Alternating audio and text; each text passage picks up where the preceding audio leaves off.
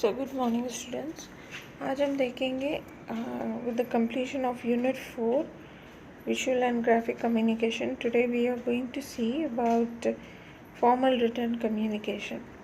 तो आप सबको पता ही होगा कि फॉर्मल कम्युनिकेशन क्या होगा और इनफॉर्मल कम्युनिकेशन क्या होगा. So if you are not aware of it, let me tell you once again what is formal and what is informal. Formal written communication वो होता है कि जब हम लेटर्स लिखते हैं ऑफिशियल पर्पस के लिए, जो भी लेटर लिखते हैं हम उसको फॉर्मल रिटन कम्युनिकेशन बोलते हैं या फिर उसको फॉर्मल लेटर राइटिंग बोलते हैं. सो इनफॉर्मल कम्युनिकेशन क्या होता है? जो हम लेटर्स लिखते हैं इन एन इनफॉर्मल वे, इनफॉर्मल वे में जो भी लेटर्स हम लिखते हैं उसको हम बोलते हैं informal communication. Examples. Okay, so formal communication के लिए एग्जाम्पल बोलते हैं कि if you are writing a letter to your class teacher, if you are writing a letter to your principal, if you are writing a letter to any of the offices. Okay, तो अगर आप letter आपके class teacher के लिए लिख रहे हो या फिर आपके ऑफिस पर्पस के लिए लिख रहे हो या फिर आपके कॉलेज के प्रिंसिपल के पास लेटर लिख रहे हो, ये सबको हम बोलते हैं formal letter. And we can also call it as formal written communication. And what is informal written communication? Informal letter यही होता है कि जो लेटर आप लिखते हो आपके जो फ्रेंड्स, आपके जो रिलेटिव्स, आपके पेरेंट्स और आपके जो those are very close to you, right, in an informal way, उन सबको हम इनफॉर्मल लेटर लिखते हैं.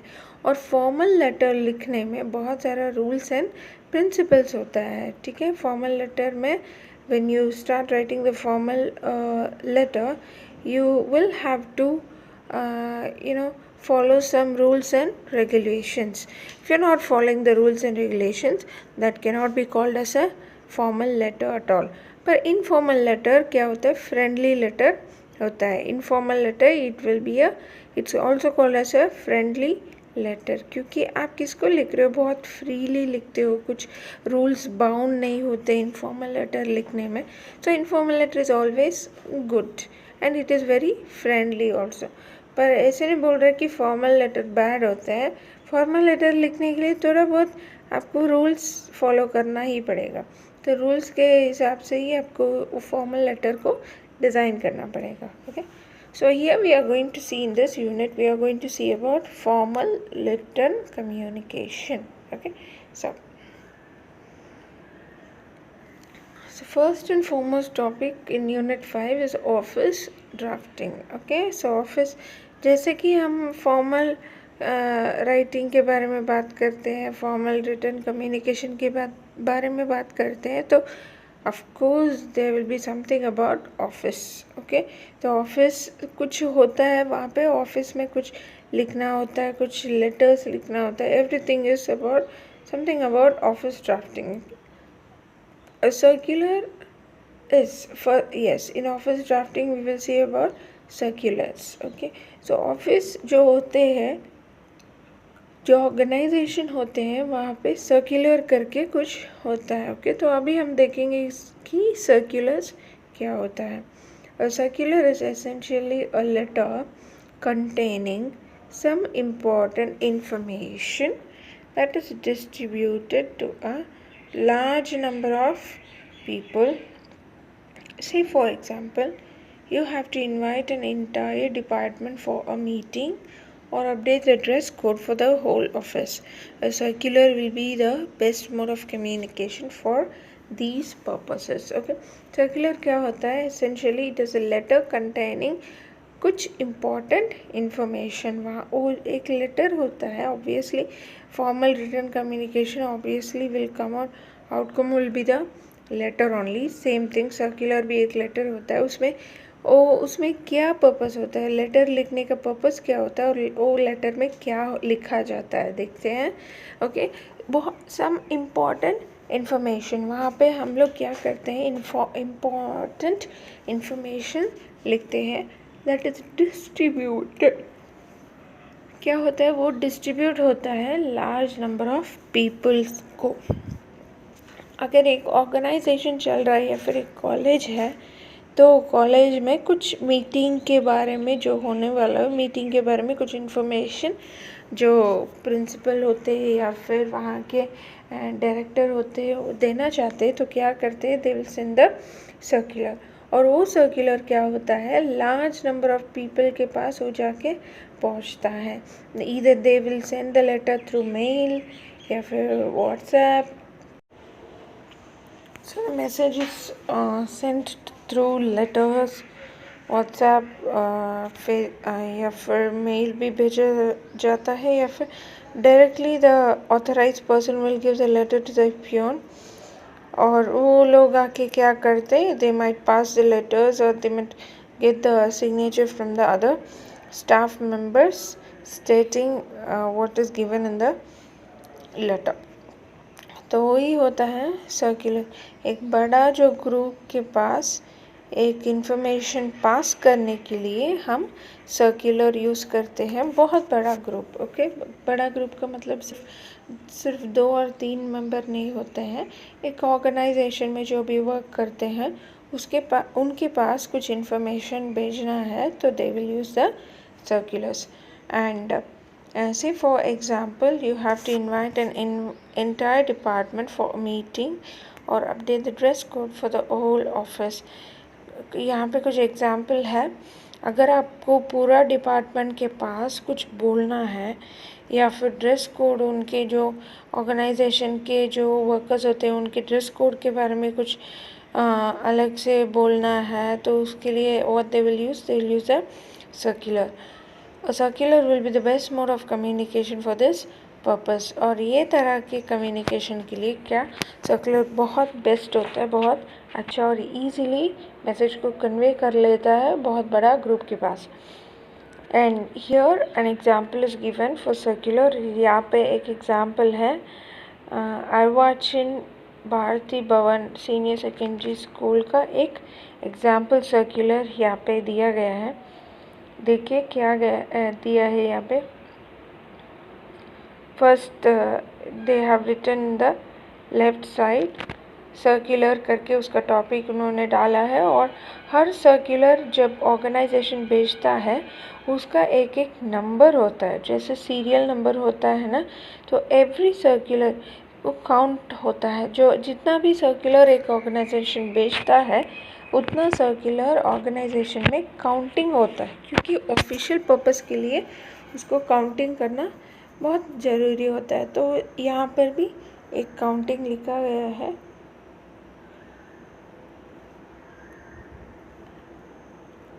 एंड सी यहाँ पे क्या गया दिया है। First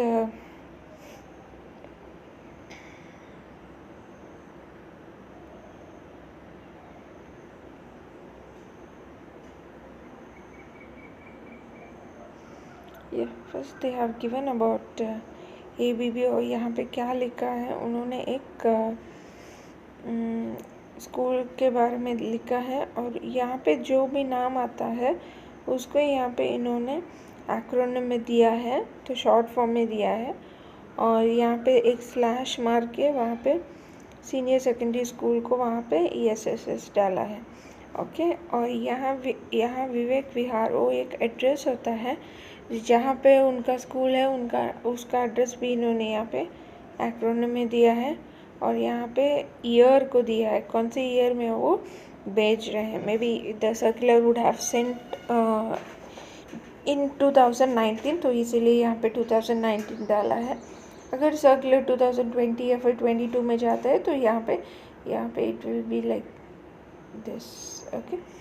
and this is a circular number, इसको हम बोलते हैं circular number. See how they are sending. तो हर सर्कुलर जो भी ऑर्गेनाइजेशन भेजता है उसके लिए नंबर होता है। फॉर ऑफिशियल ऑडिट या फिर ऑफिशियल चेकिंग के लिए कुछ भी होता है, तो वो एक सर्कुलर जो भी हम भेजते हैं वो एक प्रूफ होता है, उसके लिए they need the proper serial number. और वैसे इसी तरह ही नंबर उसका they will frame it, okay. And next one date, okay. Date is very important. जो भी हम लिखते हैं either it could be formal या फिर इनफॉर्मल। फॉर्मल लेटर राइटिंग हो या फिर इनफॉर्मल लेटर राइटिंग हो, दोनों में तो क्या इम्पोर्टेंट होता है, दोनों में डेट बहुत इम्पोर्टेंट होता है।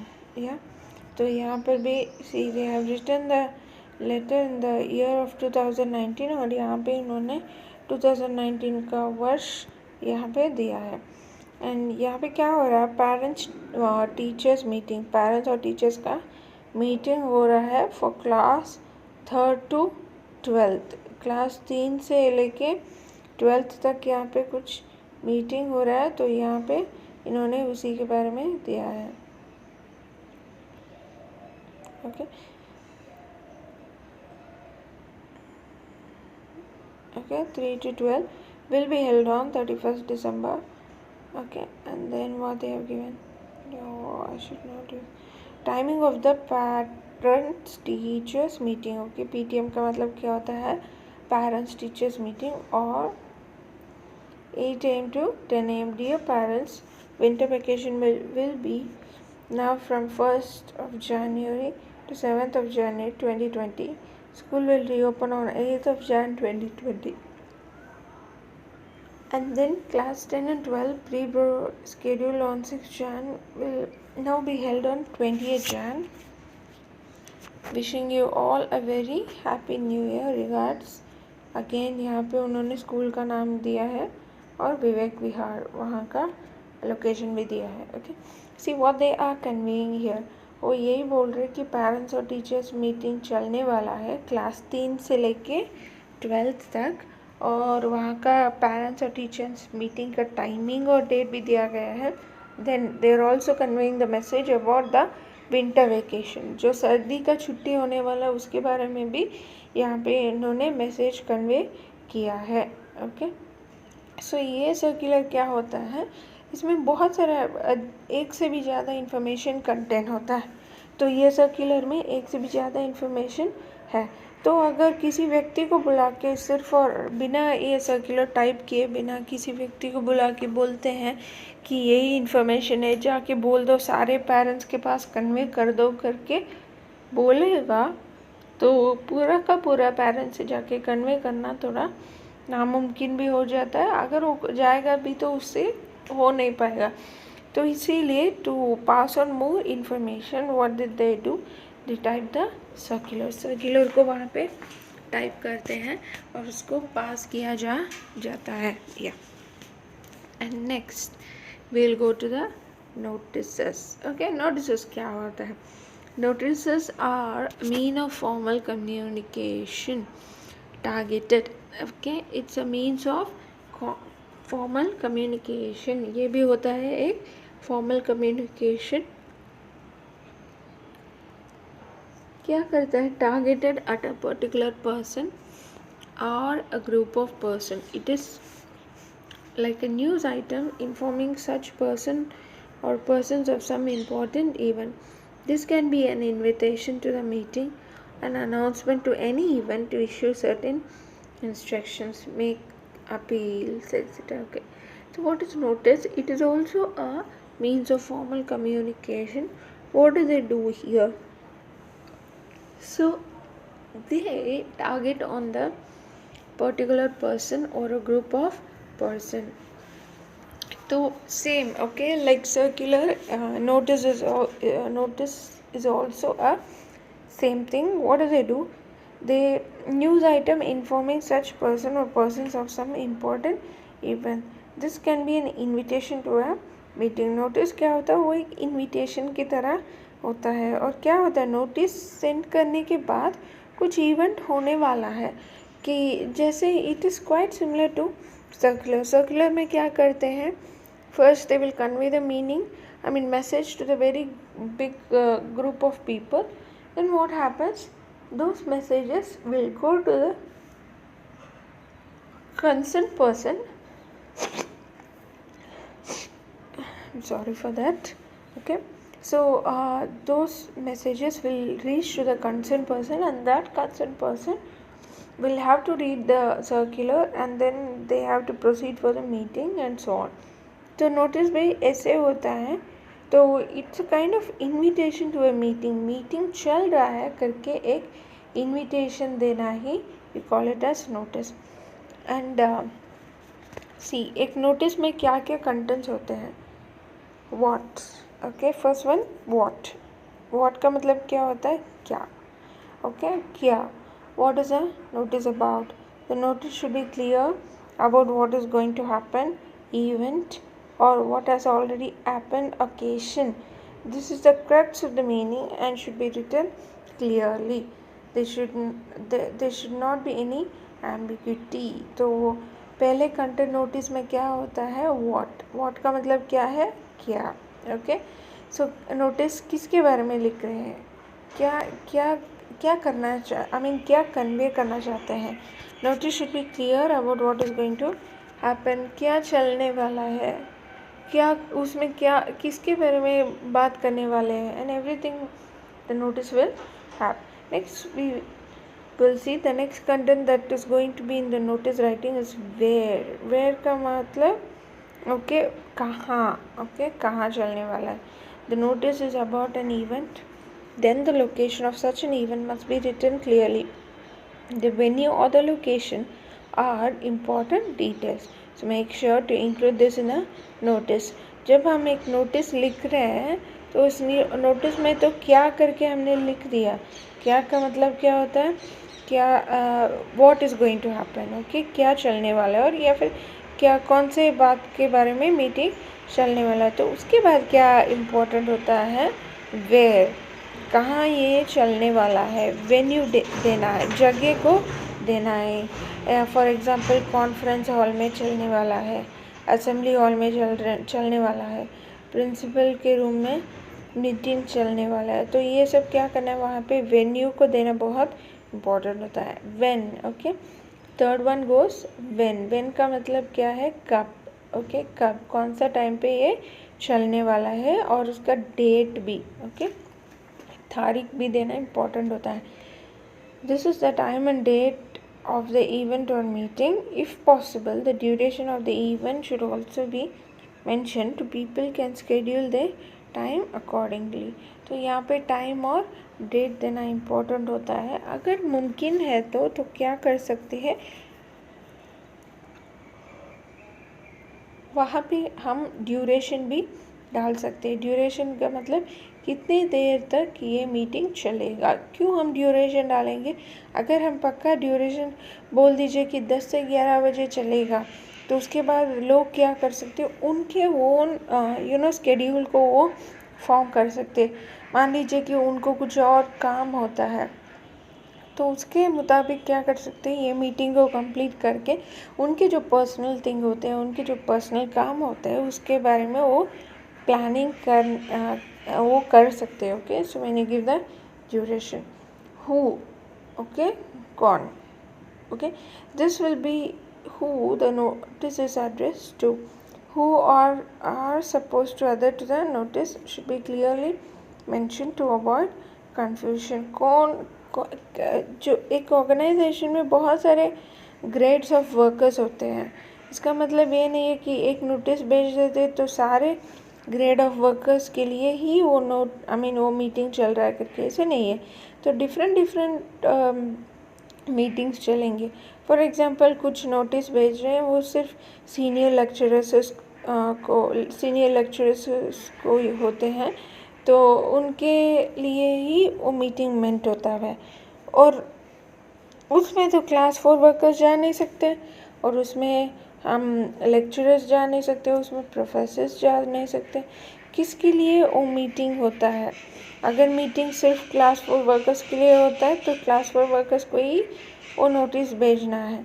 अगर वो मीटिंग में सारे के टीचर्स, सारे के लेक्चरर्स सब आके बैठ लेंगे तो मीटिंग मीनिंगफुली नहीं बनेगा। Okay, so next one, whom, and final details should be to whom to contact or get in touch with. This mention who the appropriate authorities to contact. और ये who के बाद क्या करना है, whom के मतलब क्या होता है, तो एक मीटिंग के बारे में कुछ इन्फॉर्मेशन चला जाता है, तो मीटिंग के बारे में इन्फॉर्मेशन चलने के बाद क्या होता है, they have to tell about to whom they have to go and contact with. For example, principal कुछ मीटिंग चल रहा है और बोल रहे हैं कि ये मीटिंग के बारे में आप प्रिंसिपल को कांटेक्ट करना, मीटिंग के बारे में प्रिंसिपल से कांटेक्ट करके उनके पास जो भी चाहिए आप ले लेना है।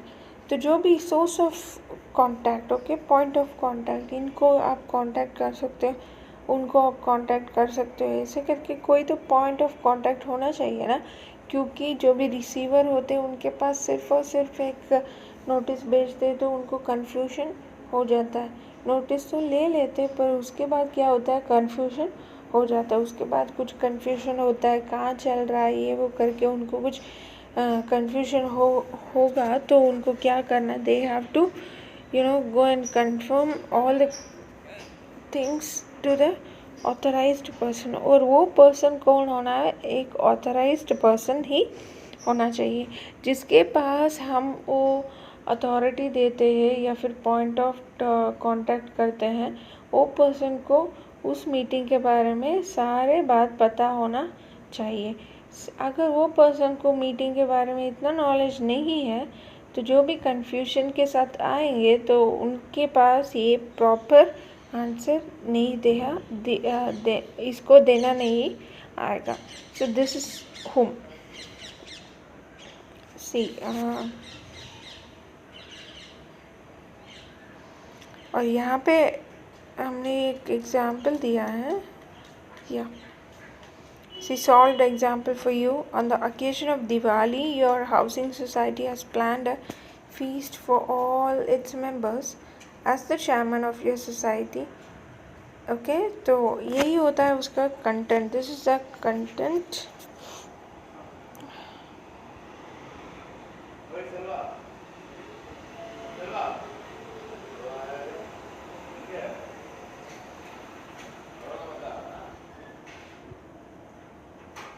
Okay, so this is the content, and here you are writing the notice. Okay, this is an example notice writing that's given over here.